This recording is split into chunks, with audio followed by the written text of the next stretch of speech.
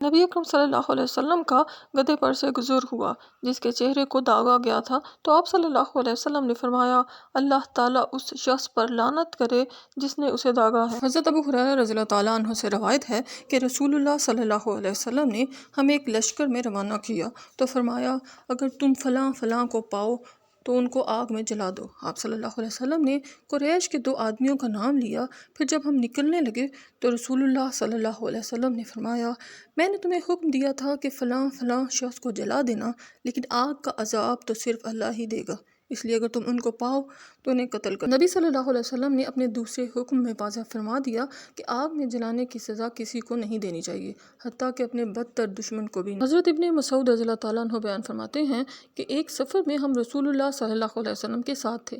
آپ صلی اللہ علیہ وسلم اپنی بشرا حاجت کے لیے تشریف لے گئے۔ ہم نے چڑیا کی طرح کا ایک سرخ پرندہ دیکھا، اس کے ساتھ اس کے 2 بچے تھے۔ ہم نے ان بچوں کو پکڑ لیا، وہ پرندہ ان کے گرد منڈلانے لگا۔ اتنے میں نبی صلی اللہ علیہ وسلم تشریف لے آئے تو آپ صلی اللہ علیہ وسلم نے فرمایا اس پرندے کو اس کے بچے کی وجہ سے کس نے درد مند کیا، تکلیف پہنچائی ہے، اسے اس کے بچے لوٹا دو۔ آپ صلی اللہ علیہ وسلم نے چیونٹیوں کی ایک بستی دیکھی جس کو ہم نے جلا دیا تھا، تو آپ صلی اللہ علیہ وسلم نے پوچھا یہ بستی کس نے جلائی ہے؟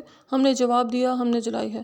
آپ صلی اللہ علیہ وسلم نے فرمایا آگ کا عذاب دینا تو آگ کے رب ہی کو سزاوار ہے۔ پرندوں کے بچوں کو پکڑ کر پرندوں کو ایذا پہنچانا، چیونٹیوں اور دیگر حشرات الارض کے مسکنوں کو کیڑوں مکوڑوں سمیت جلانا منع ہے، البتہ حالی مسکنوں کو جلانا ممنوع نہیں ہے۔